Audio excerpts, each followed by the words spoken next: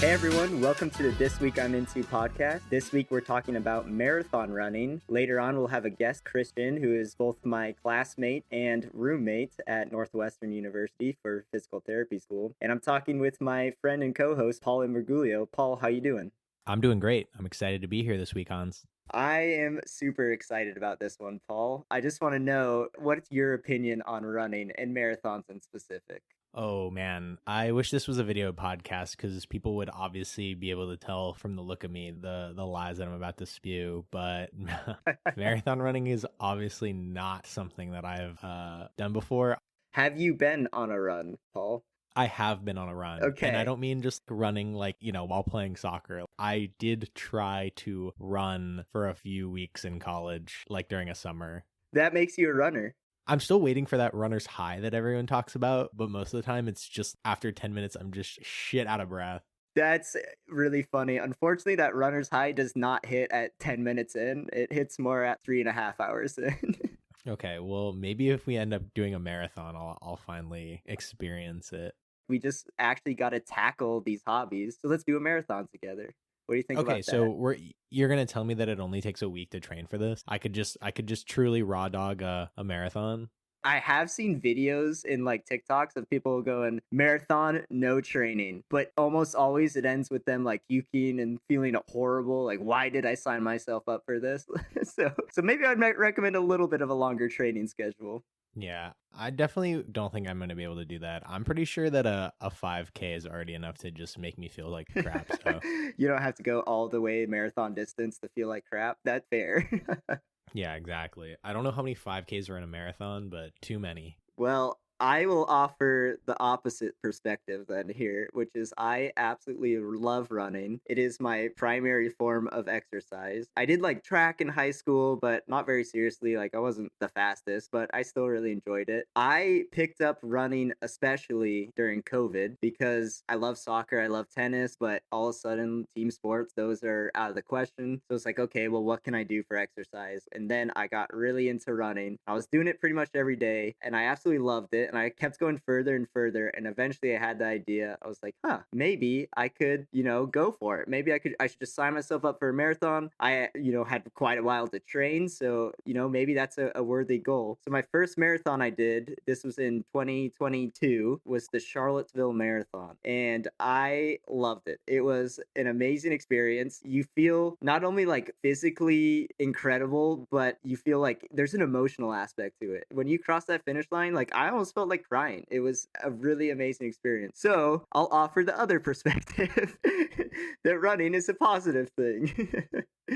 I'm glad that we're definitely getting both the perspectives because I think that otherwise what it would really be is how do we convince this guy who would probably do anything other than run try to start running, which in and of itself could be an interesting topic, right? Like truly the zero to hero running story. Well, I would suggest if you're new to running, just start small distances and just keep consistent with it. You don't have to go for a marathon right out of the gate. But I'm a big believer that physical fitness promotes other aspects of your life, like mental, emotional wellness. So I would say if you are interested in running, give it a shot, go on small distances, and if you want, you can build from there. Yeah, I'm with you. I think that kind of like goes into what I was mostly looking up when I was looking at marathon running. And I guess it's just running in general is the barrier to get started obviously sounds very simple, right? It's like literally just go outside and go run down the street, right? Pretend a pack of dogs is chasing you.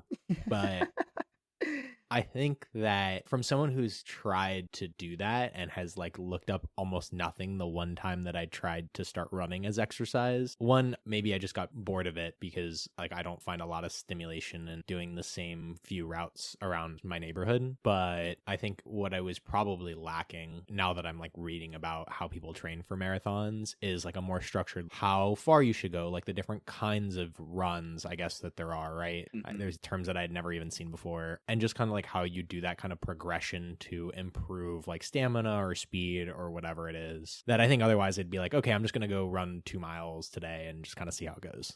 Right. I think you touch on a good topic there is just really start small and there's different types of training. But if you're really a beginner, you're just working on your aerobic fitness, just go for a little bit, run down the street, and then you can build up to half a mile, to a mile, to 2 miles. And the end goal might not be do a marathon, but in general, it's the healthy thing to do. So I would encourage anyone to try running if they had the interest in doing. I will say I've done 3 marathons now: Charlottesville, Coeur d'Alene, Idaho, and Indianapolis, Indiana. And I will say the soreness after a marathon is unmatched.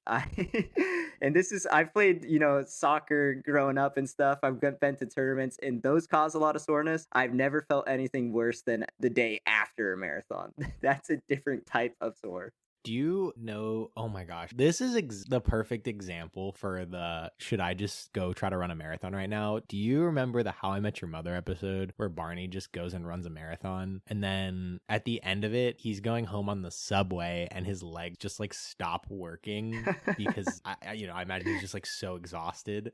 And then they have this whole clip of the pregnant woman tries to come up and he like can't stand up, the old lady, the kid with, a broken leg. And it's just a whole funny bit, but that's how I'm imagining you. Yep, I would echo that because you can't like walk normal. And stairs are incredibly painful. Take the elevator because if you have to go downstairs, ooh, your legs are screaming. Do you have a post-marathon or long run ritual or just like kind of like a cool down process? Like how do you recover? Yes, I do have a post-run ritual, and that is to go to Shake Shack and get a double cheeseburger with bacon and a milkshake because that you're in such a caloric deficit that you are ravenous and you just need that protein to build your muscles back up. And then besides that, I try to keep walking as much as I can, and then I get my trusty massage gun and just hammer out the quad because they're screaming. And all of that together helps, but I will say the soreness, you're just gonna have to give it probably about a week before you feel normal again. Maybe even more. That's crazy. I'm totally for the Shake Shack idea. How short of a run can I do to earn myself a Shake Shack meal? I usually do not pay attention to calories, but I would have to assume you're going to be going at least in the double digits to earn a Shake Shack meal. Hans, I'll be honest, I don't know if I've ever run more than what is a 5K in miles. Like however that many is, probably consecutively. I think 5K is 3.1. That's probably the farthest I've ever ran on purpose. Oh, how about on accident then? Well, you see those flashing lights behind you, right? And you just start running. Yeah, I imagine the adrenaline might help with that. Paul, should we touch on, just in case someone doesn't know what a marathon actually is? I think this is going to be the most simple explanation we've had yet.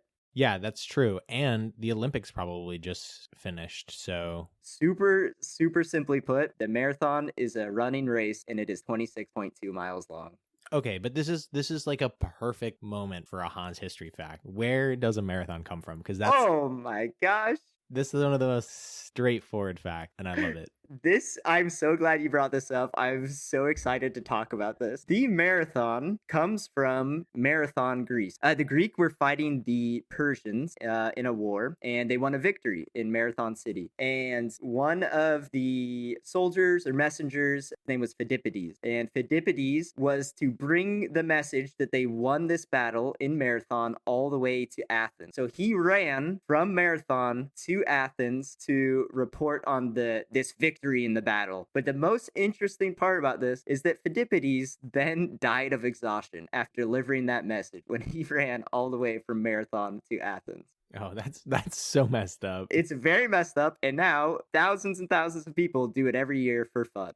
I hope somebody's honoring him at the beginning or end of every marathon. I don't hear enough about this guy. He's like the Paul Revere of ancient Greece. That's a great way to put it. And another interesting fun fact for you, the distance, I know, Paul, you might have your map out right now and you're looking at Greece and you're going, okay, marathon to Athens. Hey, wait a second. That's not 26.2 miles. That's less than 26.2 miles. Well, Paul, you are absolutely correct. The distance from Marathon to Athens is about a little less than 25 miles. Or not only are people running this thing that killed a man, but they're making fun of him and they're running even farther. Yes, that's one way to put it, but he was the first one to do it. So, but now I'm sure you're wondering, okay, it's only 25 miles, so where does the number 26.2 come from? But you talked about the Olympics, and it comes from the 1908 Olympic Games hosted in London, and the marathon length was actually changed to accommodate the royal family. So the marathon in 1908 in London, it started on the lawn of Windsor Castle, and it finished in front of the royal box at the Olympic Stadium. But to do that, that's over 25 miles. That was 26.2 miles. So they then established a new norm for what a marathon length is. Oh, so the Olympics established a new marathon length. Yeah, the Olympics and the British royal family. That's really neat. That is pretty neat. Paul, I'm curious, in your research of marathons, did you find any races that you found like particularly interesting, or any runners or anything like that?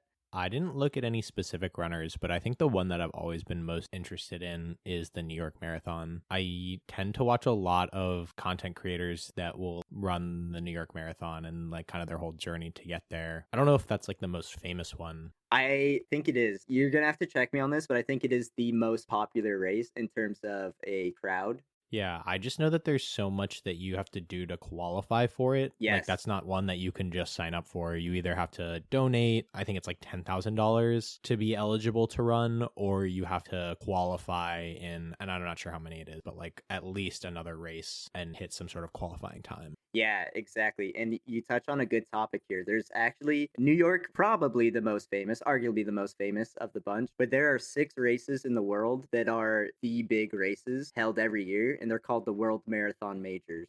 To be honest, I didn't know that the New York Marathon was like a competitive race. I guess that makes sense, but it almost looks like it's more for charity or for fun when I like look it up. And I know a lot of marathons, Yeah. like a lot of the admission fees like tend to be for charity. And you know, like same is true for like 5Ks and all that stuff. Yeah, no, 100%. But in these specific races, these big 6, there is an elite class. So if you're like the best marathon runners in the world, you are in this class. And then there's the proletariat class. There's the rest of the people who are running for charity. But if you win these races as an elite runner, like you get a major money prize. Like it is definitely a legitimate competition for many people. Would you want to guess where the other 5 world marathon majors are? Okay, that's fair. That's fair. I'll go ahead and rattle them off. There is Chicago, New York, Boston, London, Berlin, and Tokyo. And interestingly enough, they are trying to add a 7th World Marathon Major. And that 7th World Marathon Major is either going to be in Chengdu, China, Cape Town, South Africa, or Sydney, Australia. I'm pretty surprised at the concentration of all those to be the US and Europe. I'm a little bit shocked that there isn't one in China or Australia or something like that, but I guess 6 isn't that many. Yeah, no, that's a fair point. I think part of that comes from the organization that runs the World Marathon Majors. They're called Abbott. They are headquartered in Chicago. So maybe that's why Chicago's on the list. That probably is why. But I do always love looking at the routes. So for example, like the New York Marathon, I believe goes through all the boroughs except for Staten Island, right? But one thing that it really gives you perspective of as you're watching them show the path of this marathon is how incredibly far 26.2 miles is. Because especially when you're in a place like New York City and you know, you just use kind of like Manhattan for scale, you would go up and down that thing 4 or 5 times if it was just like an up and down, right? Yeah. So it's just kind of shocking when you're like, whoa, it's not even close to over, and they've gone through 3 of the boroughs. Yeah, you're like watching those fun graphics of like, here's the race course, and it's showing you the line as it moves through the bureaus, and it's like, oh my god, it just keeps going and going. It is an incredible distance, actually. I will note, because you touched on it earlier, just if someone was interested, how would you get into one of these races, the World Marathon Majors? Because you mentioned like New York is actually very tough to get into, and there's 3 different ways you can get in. One is you can actually get a lottery draw,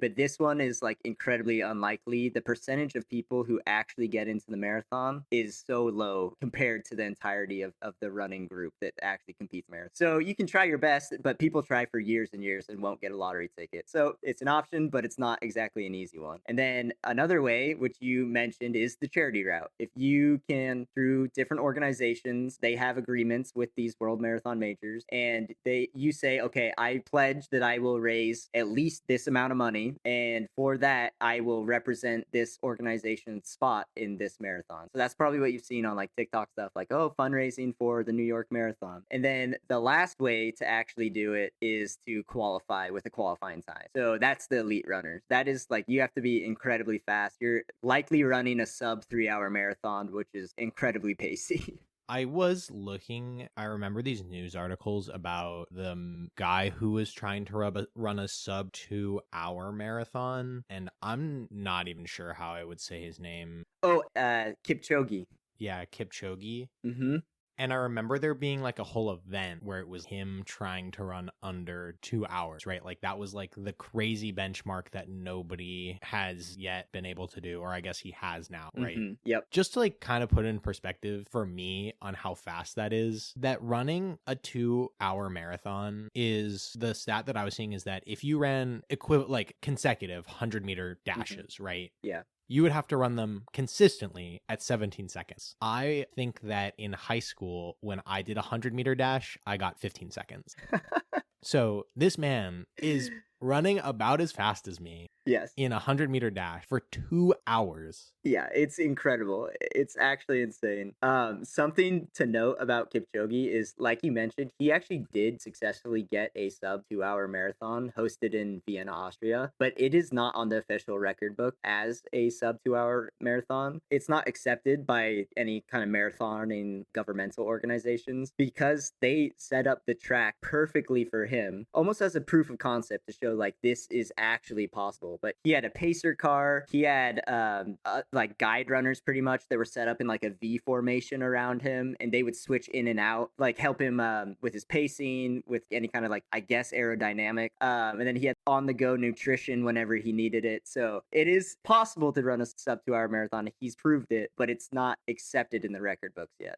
Yeah, his race was pretty cool with all the things that they were like providing for him. One of those things you were saying is aerodynamic. And on the article I was reading, it said that just in the aerodynamics alone, with the people kind of like running in front of him, it actually probably saved him a few minutes over that 2 hours in pace. But what I thought was really cool is, and I don't know if it was in that race or maybe a different one, but that pacer car, right? What I thought when I heard pacer car is literally a car like imagined like cruise controlled going a speed of whatever it is. Oh, I guess it would be 13.1 miles per hour. I could do that math. Anyways, it had this little camera on it, or not a camera, but like a projection of the optimal route where he should be standing on the ground as he's running to be like the perfect cut. Yep, exactly. It was projecting that like laser grid onto the ground. It was like, this is where you should be. Yeah, so that was really, really cool. I will say there is one other runner who has sadly passed away in this last year, but in the 2023 Chicago Marathon, he set the marathon record at 2 hours and 35 seconds. So he was so dang close in a actual marathon setting of getting that sub 2 hour marathon. And just for context, that's a 4-minute 36-second pace per mile. I can't even do that for 1 mile. Yeah, I mean, they're truly just so unbelievably more incredible like, athletes. Just even other athletes. They're just so incredible comparatively in that skill. What would you say, for you probably know a decent amount of people who've been able to run marathons at this point, like what is the pace that a normal person is shooting for? Like if it's your first marathon, right? And I mean, not to set a goal for anyone who's doing a marathon, but for your first marathon, right? Like what kind of time were you shooting for? Yeah, no, that's actually a really good question. And I'll give you a range because it's going to be a little different for everyone. But likely if you're running a marathon and you are running the whole time, as in you're not walk running, because some people do that, and that's a totally fair way to accomplish that marathon. But you're probably looking between 3.5 hours all the way up to 5 hours for a regular competitor. That is just an incredible amount of time to be running for. That's definitely a mental challenge. Oh, yeah, 100%. And just for context, my first marathon, I was at like a little over 4 hours. And then my goal for the next marathon was, okay, well, I really want to get below 4 hours. So I got like 3:59. I was like, okay, that's great. And then on my most recent marathon, I was like, okay, well, I really want to improve on that. So I got around 3:50. So I'm shaving off minutes, but I am nowhere close to not only a Boston qualifying time, like below 3 hours, but like these elite athletes are absolutely incredible for getting anywhere near like below 3, anywhere near even 2. That's definitely on a different level than just your casual marathon runner like I am. All right, Paul. I have a little twist on the fun fact segment. Is that are you gonna be all right with that? This is a podcast about trying something new, so I don't think I could say no.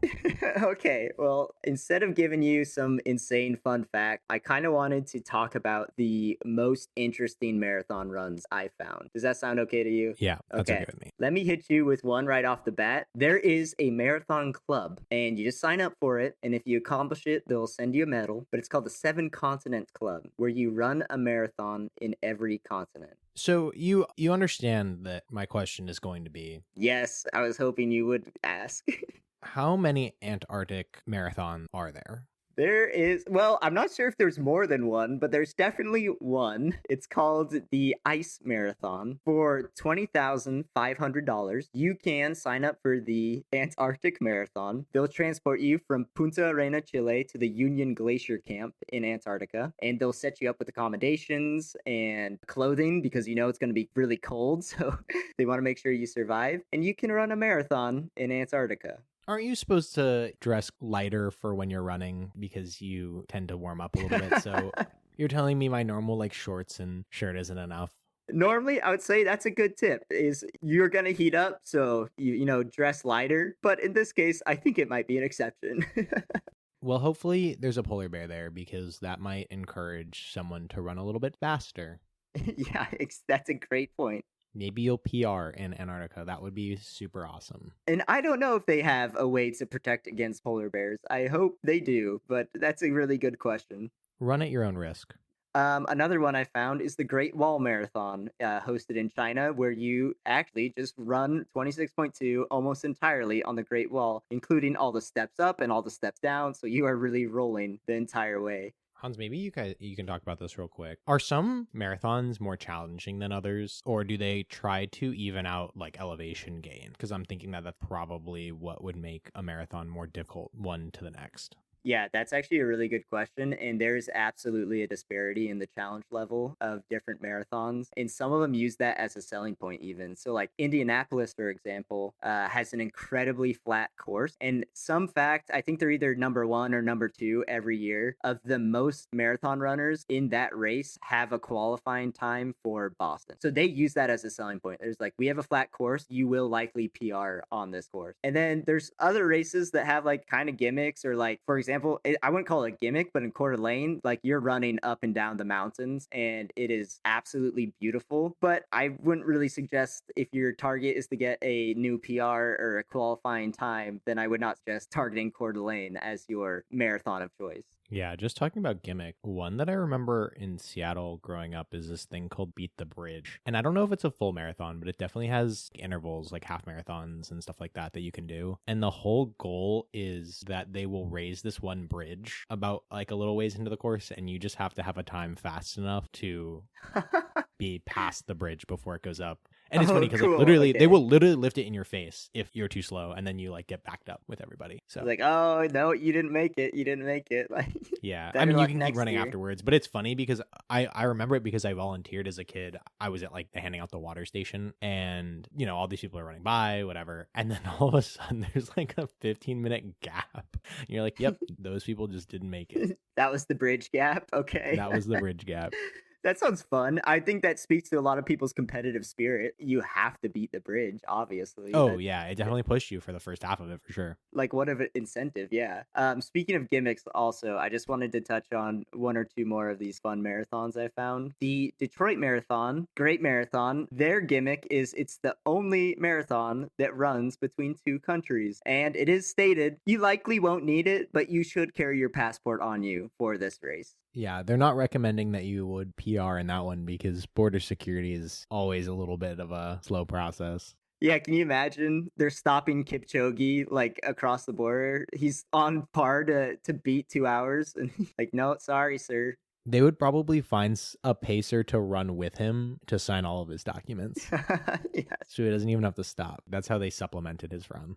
There is the Marathon du Meadow. I'm so sorry if I'm mispronouncing that. I'm not a linguist, but this one is held in France. And the gimmick to this one is it's the world's slowest marathon because there is 23 stops for a wine tasting. There's an oyster tasting station, and there is Hell yeah. intermittent musical breaks. So that might speak to a lot of people. For this is the marathon you should be doing.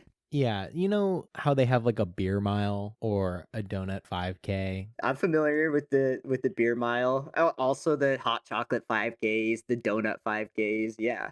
Yeah, so that sounds amazing. Maybe that's the way that I'll convince myself to do it.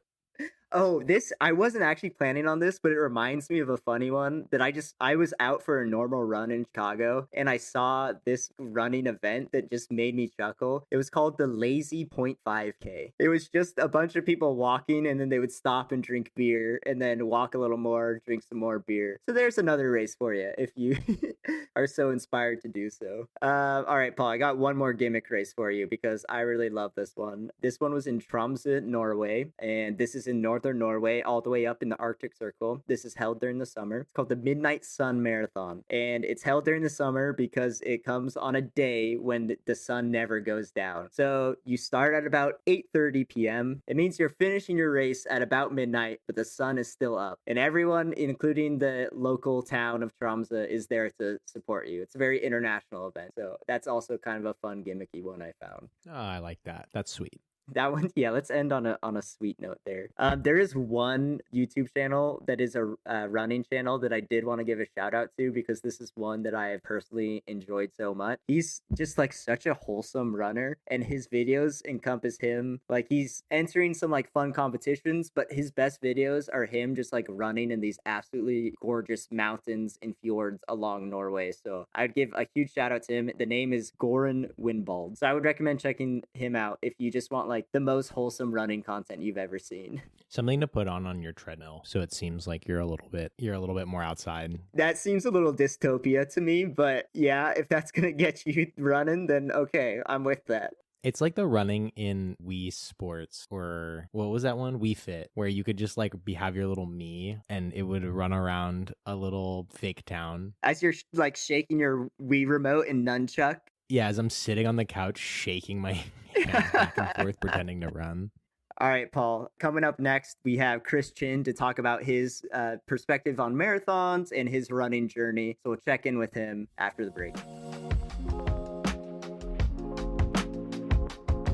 Hey everyone, welcome back to the This Week I'm Into podcast. We have our guest with us, Christopher Chin. Chris is my classmate at Northwestern Physical Therapy School, and he also so happens to be my roommate. This week we're talking about marathon running with Chris. Chris, how are you doing? I'm good. How you guys doing today? I'm really excited to be on here. Thank Talk you about running and all that. Yeah. Thank you for coming on, Chris. Yeah, I think if you wouldn't mind, would you just start off with like, how did you find out about running? How did you get introduced to it? And what's your journey with it been so far? Yeah. So I kind of have like, I would say like normal path to running. So I started running last year, 2023 in January. But even before that, I hadn't really run at all, to be honest. I ran track freshman year of high school, but then quit that because it conflicted with basketball. And then during COVID,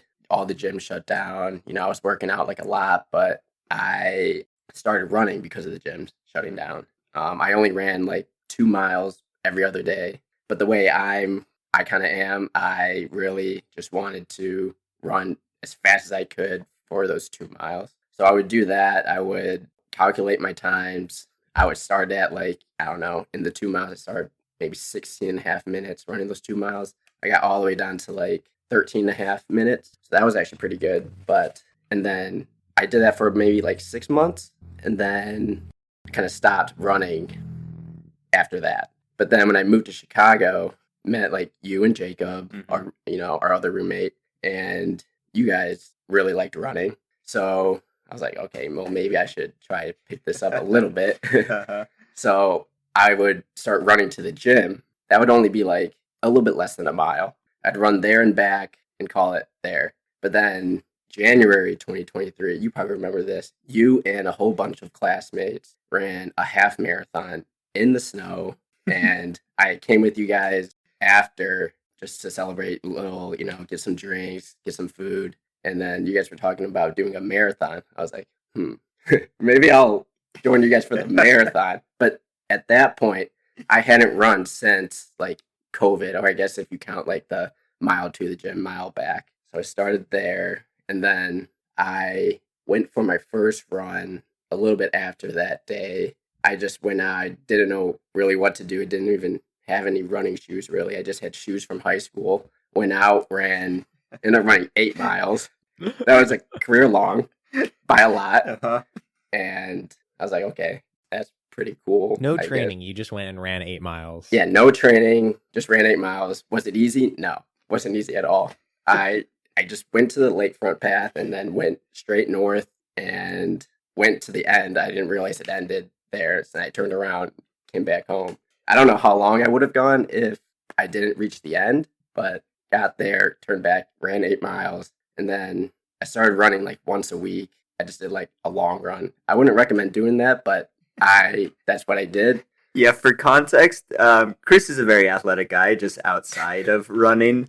If you're new to running, I would not suggest starting at 8 miles. That is pretty crazy. Yeah, I think we even said this earlier. I think I can get about 2 miles before I'm like, nah, this is Yes. enough for me. Yes. No, right. Yeah, I don't recommend what I did to anyone because about a month into running, I had gone like one run every week. I ran like 8 miles, I don't know, and then I hit like 10 miles eventually. But then I got like a little bit of a stress fracture. I was like, oh, well, maybe I should not be doing that. Yep.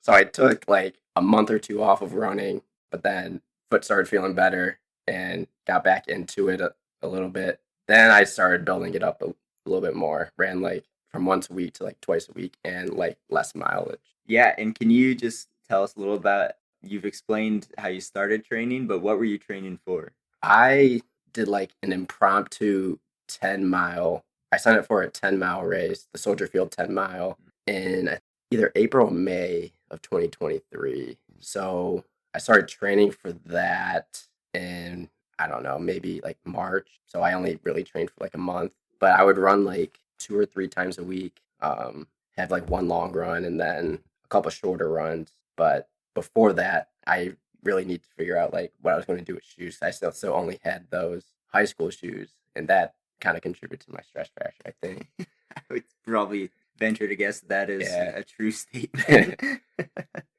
So I had to like look into all these running shoes. I had never heard of like some of these companies either. Sure. Yeah. What shoes do you have now? I have the Saucony Endorphin Speed 4s, but at the time I bought them Saucony Endorphin Speed 2s. So I just looked up what's like the best shoe for racing and like people with flat feet because I have very flat feet.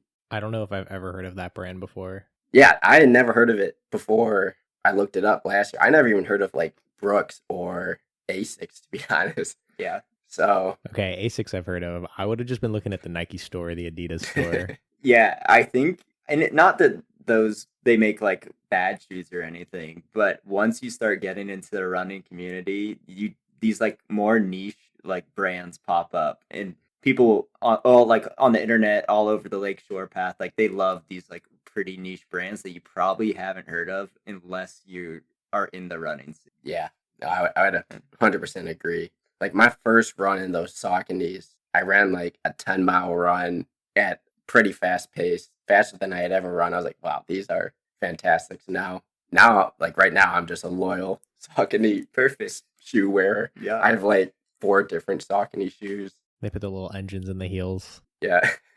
So me and Paul were talking a lot about marathons, and I was wondering if you would just explain a little bit about your personal experience with marathons. Yes. So first marathon was Indianapolis with a whole bunch of our classmates. Mhm. There was like a group of like 10, 15 of us who ran either the full or the half. This was the idea from that lunch after the half marathon in January. So we signed up. I think I signed up in like July and then started training in July for, I think the Indy Marathon was late October, early November. I forget what the exact date was. Mhm. So here I had a more structured training plan than like what I did for. So I got like 2 pairs of my Saucony shoes. I looked up training plans online, figured out how many miles I would need to get up to before the race. I didn't really have a time in mind. I knew I just wanted to run it fast. So for the training plan, I didn't really know what to look for.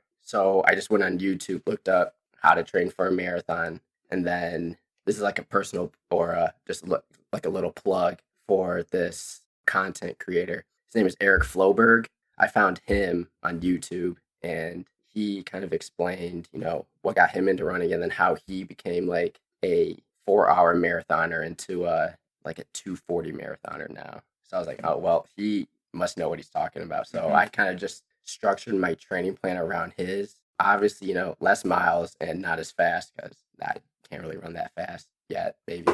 Getting there. Yeah, get in there, I guess. Yeah. So I would have like 1 long run a week and then 2 like zone 2 runs and then a speed workout. Those, even though I like was following his plan, it still wasn't that structured in my opinion. I would just go out there and run. Like I ran the same speed workout every single week. It would be like an 8-mile run. It'd be like 1 mile warm up and then I'd run like a 5K like as fast as I could. And then I'd take like a mile off and then ran another 2 miles and then went back home for an 8-mile total run. And I just did that for like 18 weeks straight for my speed. And then another thing that I recommend for people is to like simulate your race day routine like at least once. So I did that too, like 4 weeks out. I ran like just like a simulated half. I just ran as fast as I could, did like the whole prep beforehand, and yeah, ran that in like 1:29:55.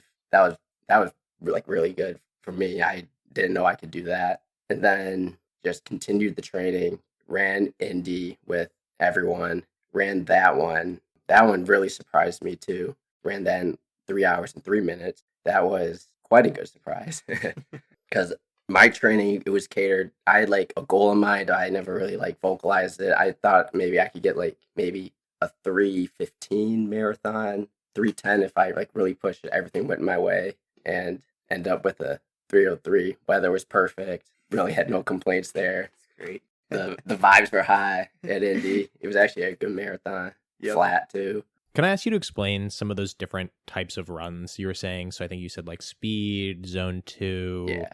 long runs. For someone who doesn't know anything about different kinds of running other than this is how many miles I ran and this is my time. Right. So I can kind of explain that in my next training block that I'm going to talk about. Is like the one I just trained for. I ran another marathon in West Bend, Wisconsin, just a couple weeks ago. So this one I had a completely like really structured plan. Just did a 12-week plan with all those runs that I'll talk about here, like the zone 2, the long run, speed workouts. And this again catered my workouts from Eric Floberg. Just went on like Strava, found his workouts, and then just simulated those. But so like for speed workouts, you can have like what we call like interval workouts, which is just like repeating the same distance over and over, I guess, at like a faster pace than your marathon goal pace or half marathon goal pace. So like for example, I did like 800-meter repeats on the track or I did like 600-meter repeats, mile repeats, and just ran those. And you would have like a 1-minute break or 1.5-minute break in between each of the sets. So you can have that like as a speed workout, for example, or you can have tempo runs, and that's just like continuous running at a pace a little bit faster than marathon pace as well. So like my goal for the West Bend marathon was try to get around the same time as Indianapolis, or maybe a little bit faster, like around a 3-hour marathon. So like the 800-meter repeats, I would try to run those in like 3 minutes, because one of the like best workouts for marathons actually is like those 800-meter repeats. I know that it has a name. I think it was called like the Yasso 800 meters. You could probably look those up online. But that can really tell you like your projected marathon pace by how fast you run those 800-meter repeats. So like, for example, if you're going for like a 4-hour marathon, your goal for those 800-meter repeats should be like 4 minutes. Or like if your goal is 3 hours, then your goal should be 3 minutes for those 800-meter repeats. Yeah, as you're kind of explaining this, and I guess with these 800 ones, what kind of things are you training, right? Like, are the different types of runs geared to train different things, like understanding your pace, understanding your endurance, understanding like your literal speed? Like, do they all have different aspects that you're training, or are they just kind of like all in combination doing all of those things? Yeah, I guess it's like a combination. You really want to get faster turnover in your legs, get your legs used to running fast and even like faster than your marathon pace, so that when it comes race day, that you are ready to, run at the pace that you want to. Because if you just run, a couple times a week and then show up on marathon day and you try to run at a pace that you haven't practiced, then it probably won't go well, at least for most people. So like these workouts that I found, it's just really working on getting that turnover on the legs, getting the legs used to running fast. But then that's also why like those rest breaks in between those sets are very important as well. And then so those were like some of the speed workouts. And then I would like combine some of like the tempo workouts with like interval workouts. So like for example, one of the workouts I really liked doing was a 3-mile tempo workout. I'd run those at like a 6:30, 6:40 pace when my goal marathon pace was maybe like a 6:50. And then I would incorporate breaks in between, but then I would run like some interval work. So like I would put in some of those 800-meter repeats and then finish it off with some more tempo run, maybe like a 2 or 3 mile run, and then always incorporate like the warm up and cool down. So that's kind of what, at least in my eyes, like what the speed workouts kind of consisted of. But then like you have zone 2 runs. These runs they should be easy pace. Zone 2, you can define it as, it could be like heart rate, based on heart rate. So there's like different heart rate zones. So like your max heart rate would be like your age minus, or your 220 minus your age. That would be your max heart rate. And then you take like anywhere between like 60, like 80% of that. That could be like your zone 2 heart rate. So like if you have like an Apple Watch or a Garmin watch that can track your heart rate, that's one way that you can make sure that you're in that zone 2 easy pace. Another way that you can know that you're in that zone 2 is by being able to like keep a conversation. Like even if you're not talking to anyone, just make sure that you aren't breathing too heavy.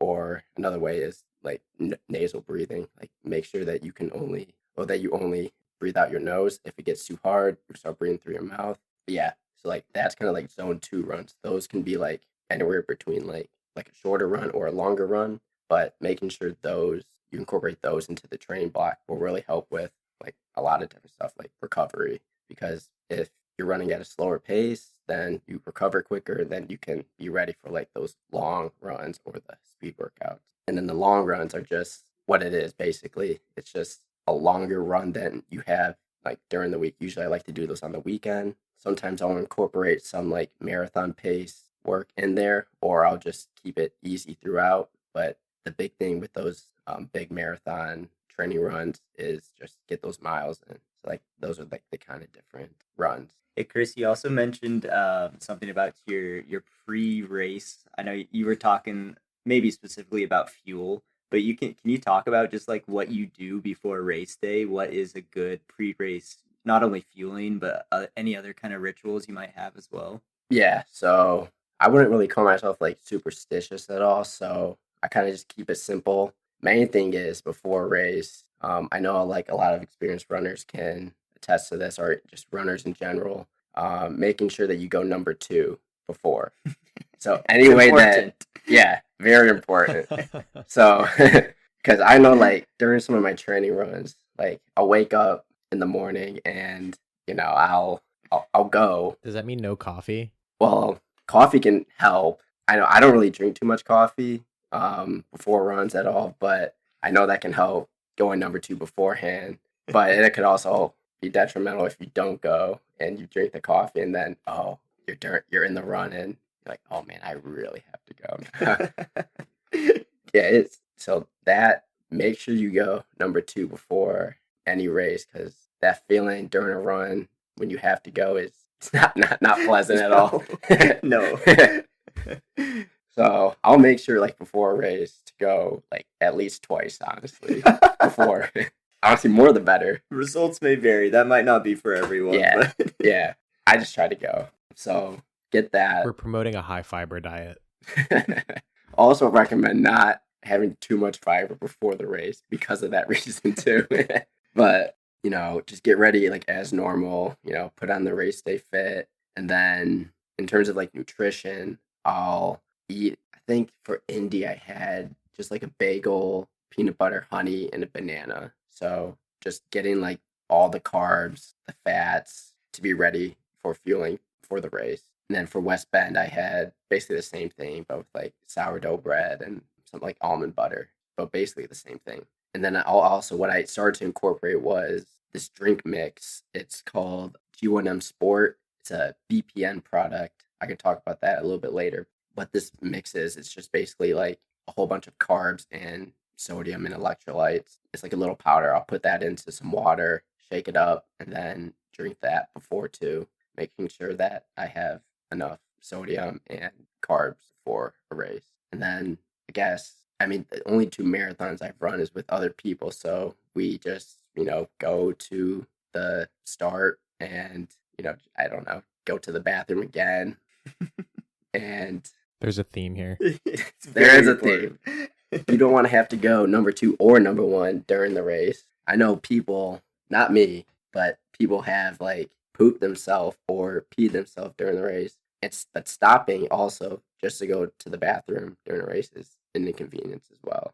So that's like, I know I'm emphasizing it, but not suggesting you do that during a race. Like if you have to, I would suggest stopping to use the bathroom. I would too, yeah. But avoid it if you can. By preparing. Through preparation. Yeah. Yeah. So like literally during like the Indianapolis Marathon, me and one of our classmates, we were like, oh man, we gotta go so bad. But like the porta potties, they were like huge line. Like, oh my gosh, couldn't wait for that. So we literally like ran to like the parking lot and peed like in between cars right before the race, and then ran back to the corral. We're like, we had to do that. Yeah, I did like the same thing in West Bend too. The lines were absurd, and I was like, oh my gosh, I gotta pee. Everyone had the same idea as you. Yeah, so I like went behind a fence. Like there's like nowhere else to go because it's such a small marathon. And I went to the start. So, Chris, you've ran both in Indianapolis and West Bend, Wisconsin. Can you talk about why those races? And I'd also, if you can, just maybe compare them or tell us about like both physically, emotionally, mentally, how the running felt between those 2 different races. Yes. So picked Indy because it was, I guess, relatively close for us, for like all of our classmates too, from Chicago. So like a 2-hour drive and reasonably priced for like a bigger marathon. And it was flat. That was key for all of us, I guess. And timing wise, it was in like late October, so it wasn't supposed to be like too hot or anything. Picked that one because of that, and honestly, just everyone else wanted to do it, so I was like, okay, cool. Picked West Bend because, again, a couple of our classmates, they wanted to run a marathon, and they're like, I want to run one soon, and I was like, okay, I guess I'll run it too. And this one was like very cheap. This was like $50 for the marathon. I was like, okay, you can't really beat that or run it. I'm noticing a theme of peer pressure here, but I guess I started Peer to like pressure run and it. low cost. You got to weigh the pros and cons. I mean, it was cheap, but it was in July, which was not ideal. But in West Bend, it was a lot smaller group than Indy. Indy, 10 to 15 of us. But then West Bend, there's only 4 of us total. Both of them, or all of them, also at Indy. But in terms of like the race itself, I found Indy, even though I had like less structured training and just less training in general, found that one easier in hindsight. It was not an easy race by any means because marathon is just a marathon. But for like the first 6 miles, I ran it with one of our classmates, Zach, and we went out hot. We went out really fast. I did not expect us to go up that fast, faster than what I was planning on going. I think what he was planning on going too. But we were both feeling good. Energy was high. Everyone's around us for like the first 6 miles. Yeah, I would just add to that too, like the crowd and atmosphere in Indianapolis, at least at the start line, was actually very good. Like it is a pretty decently big race. So I would say, yeah, energy was high, atmosphere was good. I can see why you wanted to come out fast. Yeah. Like it was electric. I had never really experienced anything like that because I didn't really run too many races before. So went out hot, but then he only ran the half, so like he had to turn around or he had like a different route. So I kept going. So we left each other, and then I was like, man, I mean, there's a lot of people around me, but well, now I don't have like my running partner, so I just like I picked someone to just follow for the race. Be like, okay, I'm just gonna stick with this person. Found another guy. I was running shirtless, so I just found another shirtless dude, and I stuck with him for a while. And at one point, I think it was like mile 12, he looked back at me. He was like, "Hey, man, good job, man. Keep going." I was like, "Oh shoot, The shirtless bond Yeah. right there. yeah." He didn't. I didn't even realize he knew I was like following him. But I was like, "Yeah, thank you." He just felt you creeping on the back of his neck. I kept a little bit of distance, but so I stuck with him until like mile, I think like 20. But then I know marathons are notorious for this. Like once you hit like mile 20, that's when a lot of people hit like what they call the wall, or like, oh man, all the energy levels are low. Nutrition doesn't seem to be working during the race. Your paces start to fall off. And that's kind of what happened to me during that at like mile 20. That's when I was like, oh man, I can't, this is crazy. So shirtless dude, he just keeps going. He killed it. So then my paces start just to fall off. I was like, oh my gosh, I started breathing heavier. And then, yeah, I know I told a couple of people this, but I started like making noises that I had never heard myself make before. It was like mile 23. I was like puffing and puffing, and I was like, oh my God, I was like, just don't stop. If I stop, I'm going to cramp up. And I was like, oh my God, where's this finish line? And then I finally like get to like the mile 26 marker. I'm like, oh my gosh, okay, good. And like the crowd is like packed now too. Like throughout the race, there's like here and there, some people, but at the end of the race, that crowd again was just electric. So I was able to pick up the pace a little bit. Saw Zach, who I ran the first 6 miles with, started cheering there too. I was like, okay, finish this last like 0.2 miles. And I finished, and then my fear like came a reality. I just cramped up at the end. I was like, oh my God, like the hamstrings, quads, calves, everything cramped. I was like, oh no. I almost like collapsed, but able to stay on my feet. I was like, man, I just need some like fluids in me. That was at the time, I think, my hardest run, but it was also very fun. Like, forgot to mention, like throughout the race, like they were like, it was like Halloween, like around Halloween. So there were like a lot of little kids out like in costumes, and they were also like handing out like water, Gatorade, and all that. But like some of them would hand out like candy. So I ended up getting like a little Snickers bar at like, I don't know, like sometime in like the middle of the race, get a little extra fuel. So that was a lot of fun. And then just being with all the classmates, that was a ton of fun. But then West Bend, that was a completely different race. Indy's like huge race. A lot of people run it. Even some like pros run it. But West Bend, not many people run that one. I think there were 71 total people who ran the full marathon.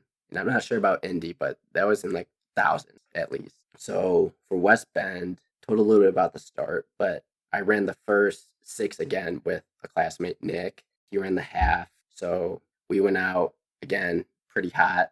But I sense a theme here. But that was the plan, to go out like at a certain pace. So like this one had an actual goal. Try to like stick to that like 6:50 pace throughout the whole time. So that's what we did first 6 miles. And then Nick, he ran the half. So he had the turnaround.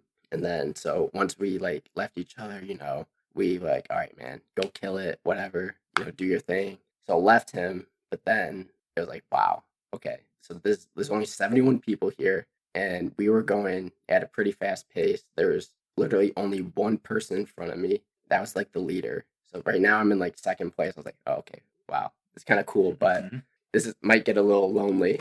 So he's like 20 seconds ahead of me, and I'm like, man, I'm getting kind of bored. I have like no music on me. I was like, okay, I'm just gonna play some music on my phone. Played it out loud, and then so I'm able to keep up with this guy for the first, I think, 16 miles, I would say. Like he was going around the same pace as I was. So I'm like 10 seconds behind him, 20 seconds behind him. We passed like the halfway point, like on target for my goal. We turned around at like 1:29:45, something like that. Don't know the exact number. And then after mile 16, I was like, oh, wow. Okay, this is getting really tough. Even though I had put in more training. But again, just to reiterate, this was like in July. And even though it was in like Wisconsin, a little further north, ended up being like a really hot day. Beginning the race, it was like, I don't know, like 60, high 60s and sunny. But then by like the end of the race, it got up to like 80 and sunny. And I don't know if people know, like, I did some like research about like weather and running, but apparently paces start to fall off after like 60 degrees. I wish I really didn't look that up, so I didn't know. It's but probably in your head a little bit. Yeah.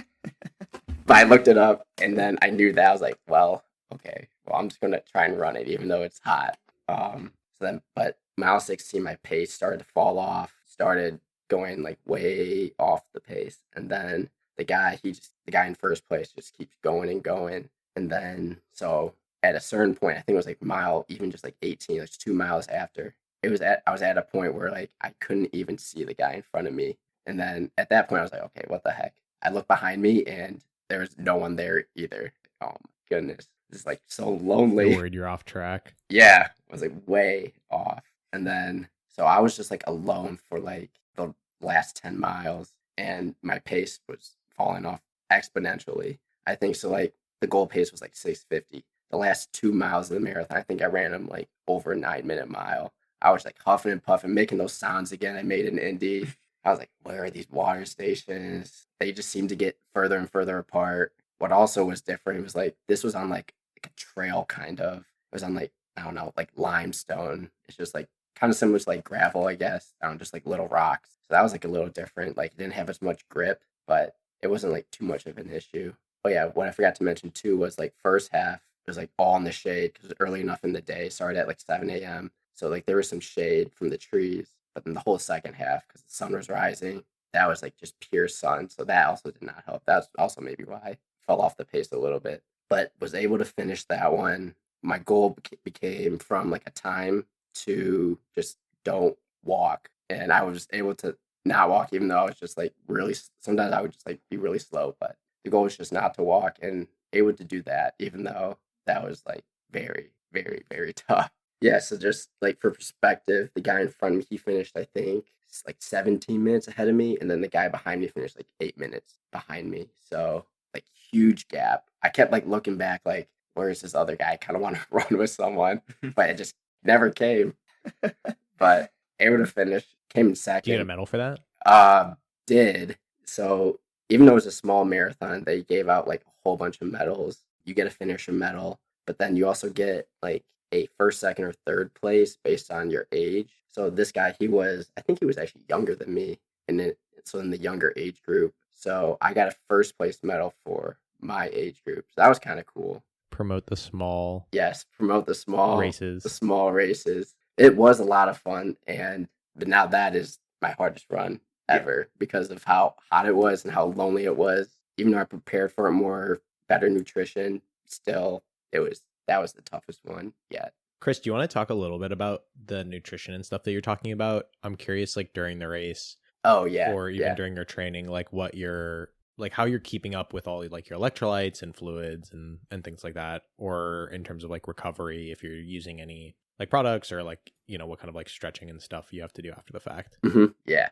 I know I mentioned it before, but I use like BPN supplements to help with my like endurance training. So BPN is like Bear Performance Nutrition. It's another like content creator influencer.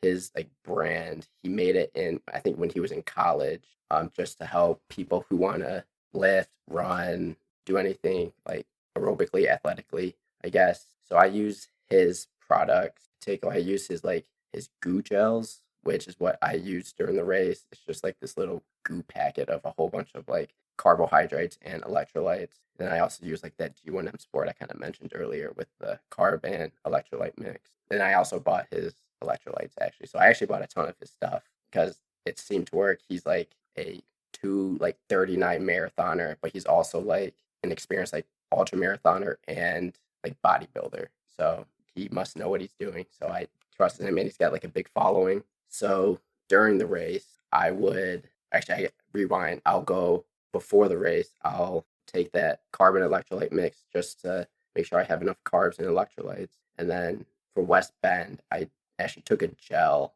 before the start of the race. Took my second gel 2 miles in, and then from there took one every 4 miles. So I took it at like mile 6, mile 10, 14, 18, 22. Because I know it's just very important to get in the nutrition early and like the carbs early so that you can avoid hitting that wall at least as best as you can.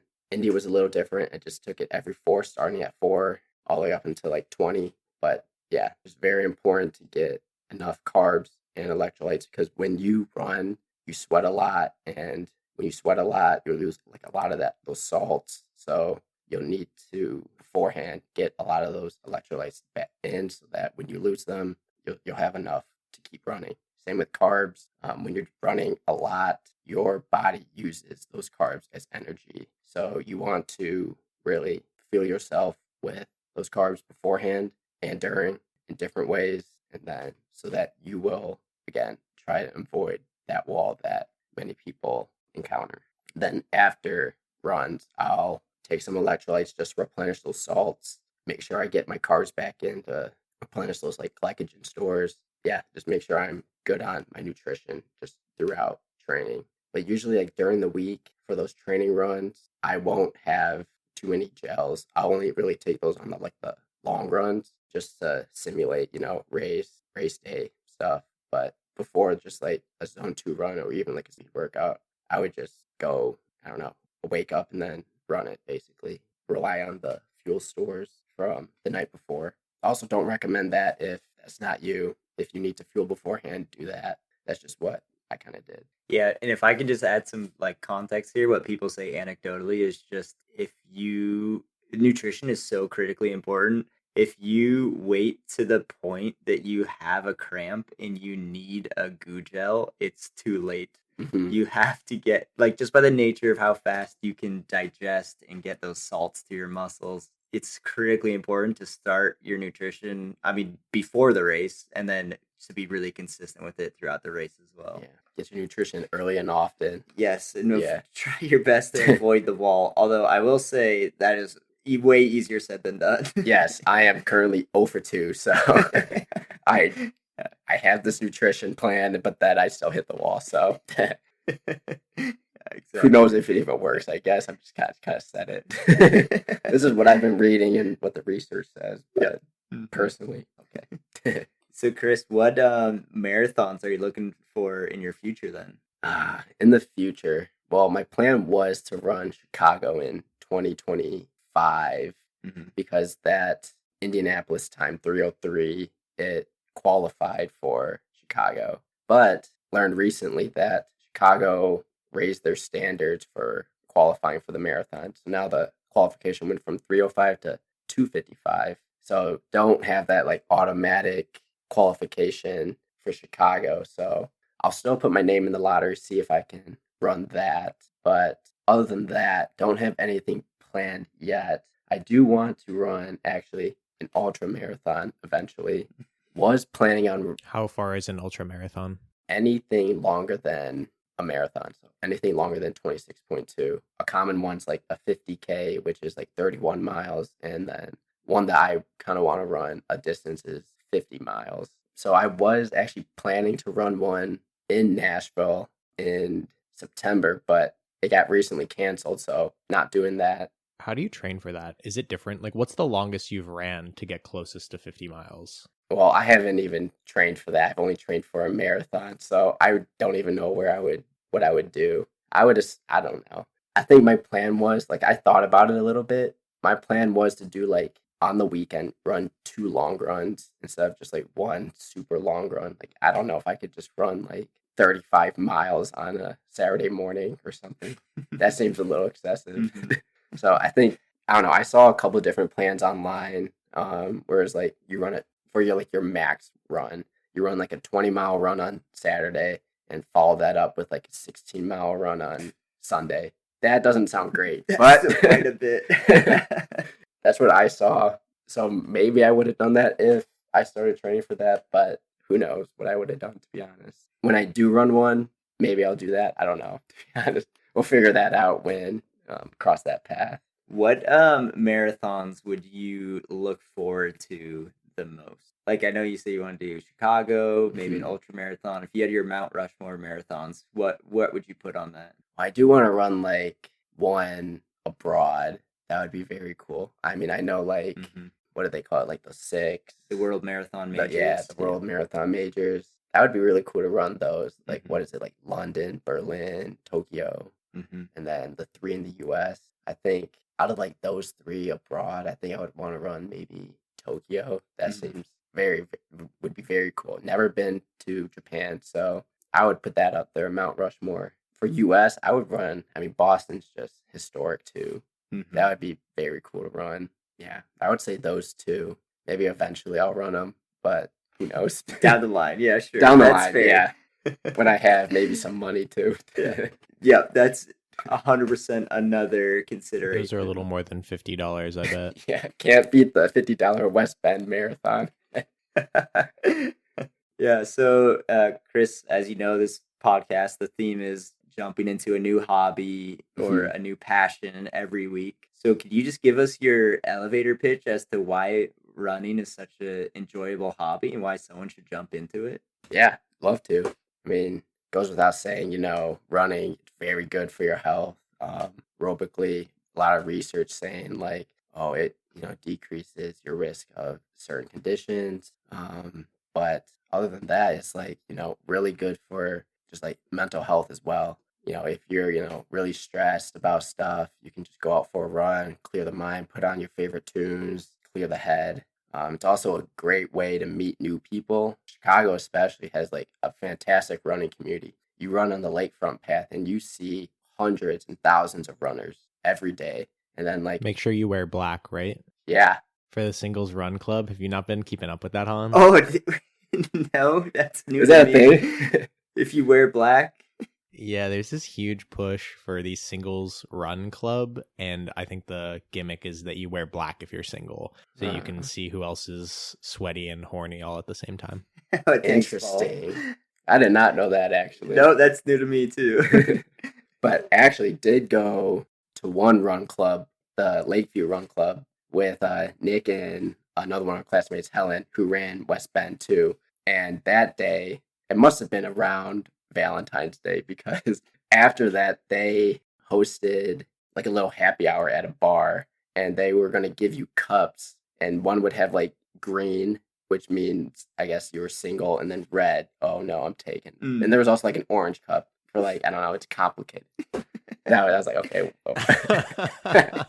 So they had that. We didn't end up going, but we heard about that. We're like, oh jeez, I don't know if that's really our type of thing. But yeah, that was funny. But yeah, there's a whole bunch of different run clubs in Chicago, and just honestly, any city that you're in will probably have a run club somewhere. I know back home, there's a couple run clubs in like Ann Arbor, and then I'm moving to Nashville in September, and I've already looked into a couple run clubs. They have like a big running community there. So running, just a great way to meet new people, make new friends, and also, gives you something to do, good challenge. Yeah, that's great. Yeah, Chris, thank you so much for talking about your passion with running. Is there any kind of plugs you'd want to give us, like either personally or maybe just like running content creators that you want to give a shout out to? Yeah, I mentioned a couple of them already, like Eric Floberg. Used his workouts on Strava to train for West Bend. He's got a great YouTube channel. I like to watch his videos. He's also a local Chicago guy. And then Nick Bear, who runs BPN. He uses a lot of his supplements. He's also a great content creator, has a podcast on Spotify, and has a big YouTube channel. And then gotta shout out all my classmates too, especially you too, P, help me get into running. And my West Bend crew too, Nick paced me through the first 6. Helen ran the full marathon. Caroline, the other one who ran in West Bend, she ran the half.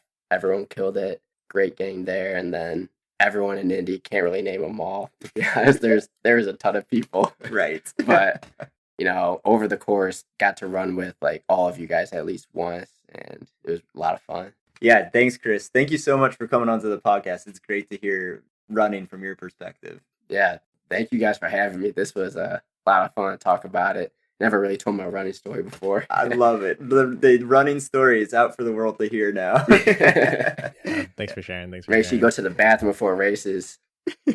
That's the main takeaway. Thanks, Yeah. Chris.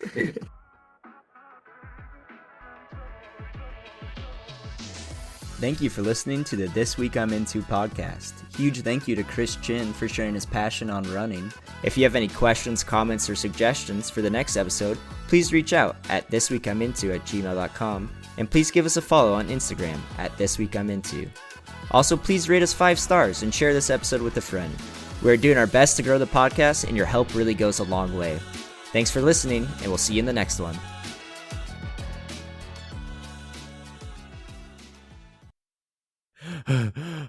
Hans, slow down. How far away are we from the sumo wrestlers? Paul, I'm pretty sure there won't be any sumo wrestlers joining us on this marathon. Marathon? Are you serious? I definitely misunderstood you when you said we were signing up for the sumo trot. I've been training for the wrong sport this whole time. Well, at least that being said, at least I've been carbo loading. Details, Paul, details. But seriously, you're gonna have quite the time at this Tokyo Marathon. Imagine this. You running, or in your case walking, through the vibrant streets of Tokyo alongside thousands of people, and the temples and shrines of Tokyo are nothing like anything in the world. Yeah, and who knows, maybe I'll even see a sumo cheering me on, or slowly jogging beside me? That's right, but don't worry, they can just be there for moral support, and maybe to make you look faster. But can't you wait for all the history you will be passing? Oh, history for sure, but don't forget about all the other weebs. I'll be soaking in the incredible sight of waifus and anime shops in one of the world's greatest cities. And the best part, that celebratory ramen bowl that has my name on it. Whatever motivates you, man. But whether you're a seasoned runner or been tricked into this by a friend, the Tokyo Marathon is calling your name. So lace up those Asics and start training till you wrestle your way to the finish line. Hans, you could call me a sesame seasoned runner. Well, sign up now at the TokyoMarathon.com because life's too short to miss out on this race. And remember, it's not about the time it takes, it's about the fun you have along the way.